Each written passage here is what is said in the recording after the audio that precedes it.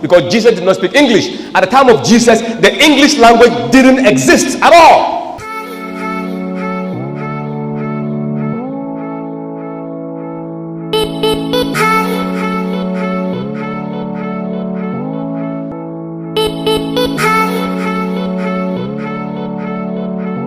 Once again, beloved, I greet you and I welcome you to Lawson Media. My name is Boche Stephen, and you know for sure that whenever I get in my seat here today, we dismantling those several assertions that's been made against Christianity since time immemorial.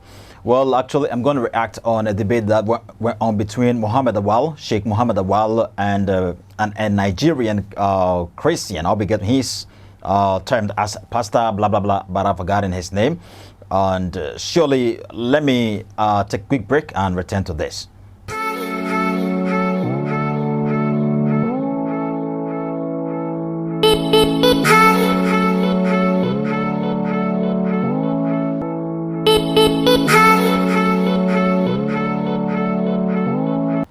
You're welcome back, beloved. May God richly bless you for waiting for me. Well, this program is titled, Who Was the Last Prophet Sent by God and What Did He Teach? So I think if they were actually debating on the topic or the subject, the last prophet, the last and final prophet and his message.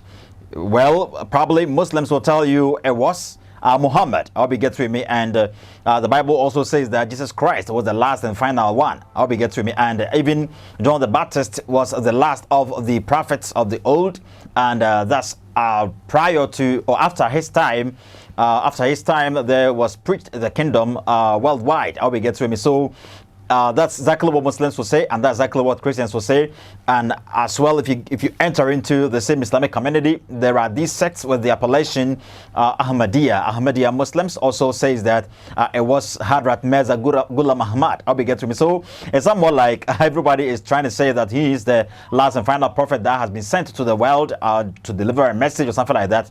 Well, they actually debating on this, and it's Sheikh Muhammad Awal talking or speaking, and surely the next time we actually going to react on the part of the Nigerian preacher.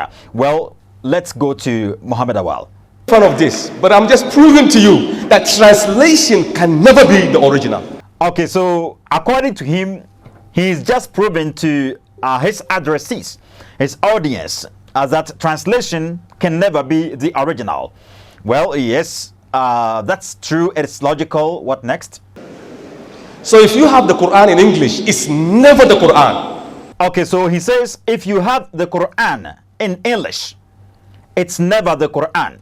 Okay, Muslims sometimes chips in this whenever they ascertain that perhaps the English is being used to lambast their religion or something like that. We get to me, and sometimes when they think it's no problem, they actually read the English to your hearing just to propagate the orthodoxy of Islam. We get to me, but if they get to know that what actually you're reading in English is going against their religion or is helping the fall of their religion, they try their possible best to escape from there. So he says, if you are using the Quran in the English Quran, you are not using Quran at all, because translation can never be the original. What is he trying to say? Let's proceed. It can never represent the Quran. Okay, he says it can never represent the Quran. What do you mean by it can never represent the Quran, Muhammad Awal? It is the nearest meaning. Okay, he says it is the nearest meaning. I think perhaps if you've ever been into school before, I mean, like from upper primary to that JHS and all that, you actually studied stuff like that, nearest in meaning, or we get nearest in meaning. Sometimes like you go by the synonyms and antonyms and all that, we get to me. So this word is nearest in meaning to this word and blah blah blah. Fancy, you can put this word like and fancy, how we get to me. So they are nearest in meaning. So perhaps that's exactly what Muhammad Awal is trying to say over here. He says the translation or the translated version of the Quran is the nearest in meaning of what actually is meant in the Arabic language, but it isn't the actual Quran. Thus, it can never represent the Quran. Well, what next? It is the effort by the translator to give you an idea of what the Arabic text means. He says it is the effort by the translator to give you an idea of the Arabic text means. Okay, so you know what, like the thing is, no mere person actually takes the Quran in Arabic to translate them into English. Okay, it has to be, or it's supposed to be, an Arabic scholar. Okay, an Islamic scholar. Islamic scholars does this. How we get to remember, what is it? There are several, many, Pixel and Cole, all these ones, what is it? Islamic scholars. Or they were all Islamic scholars. So I think no mere person actually takes your Quran in Arabic to translate them into English or something like that, but rather the ones that really know for sure this is the Arabic, and going by the rules, norms, regulations governing the translation or the interpretation of the Quranic passages or something like that. That's exactly what they do in order to translate the Quran into English. And sometimes, yes, it does help, because in the English translation you try your possible best to hide what actually is what you hide stuff in the Arabic. How we get to, because if you go by the actual Arabic version of the Quran, surely you get to know that some words are very much expensive over there, but when they are translated into English, they become very low. They are of lower meanings and all that. But I think it's somewhat like this. Suratul Ahzab, ayah 56, Quran chapter 33, verse number 56. The Arabic goes like, Inna Allah wa malaikatahu yusalluna ala nabi. You get that? Inna Allah wa malaikatahu yusalluna ala nabi. What's the Arabic saying over here? In the Arabic, you get to know that surely Allah and his angels praise for the prophet. You see, they pray for the prophet. But in the English translation, you make it null. You actually try to downplay the actual meaning of what actually is used in the Arabic by translating it as Allah and the angels send blessings. You see that send blessings and praise for are different things altogether. You see, so even sometimes, like, you try to hide yourself in the English. So when you study with the Muslims and they get to know that the English is going to help, they go by the English. When they get to know that the Arabic is going to help, they go by the Arabic. That's what they do. So what Sheikh Muhammad Awal is doing over here isn't something genuine. Well, let's proceed. What next? So if you have in English and you're telling me this, what you're holding is the Holy Bible? Okay, he says, so if you have in English and you are telling me this is what you hold is the Holy Bible, okay, what next? I will respect that because it's your religion. You see, he says, I will respect that because it's your religion. I'll respect that because it's your religion. Is translation bad? Is translation evil? No. Translation isn't evil. Like, you will come across several versions of the Bible, and a version isn't something different. I'll be getting with me. Okay, it isn't something different. We have English version of the Bible. Okay, we have English version of the Bible. Okay, and we have Greek version of the Bible. Okay, we have chief version of the Bible. Okay, whenever you hear a version, it's talking about the actual words. Okay, the actual thing you saw in some different language, the actual things are seen in different language. The same things.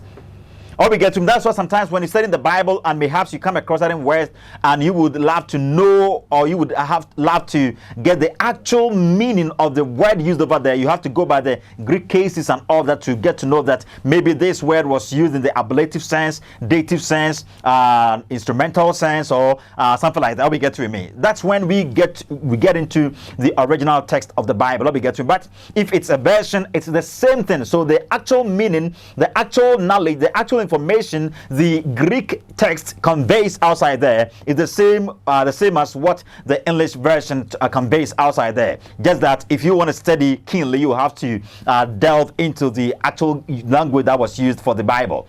Or we get to me. So I think a version isn't something evil. Okay, and translation isn't something evil. Though sometimes people can translate wrongly, but I think what the Bible talks of, we talk of versions. Okay, we have English version, tree version, and all that.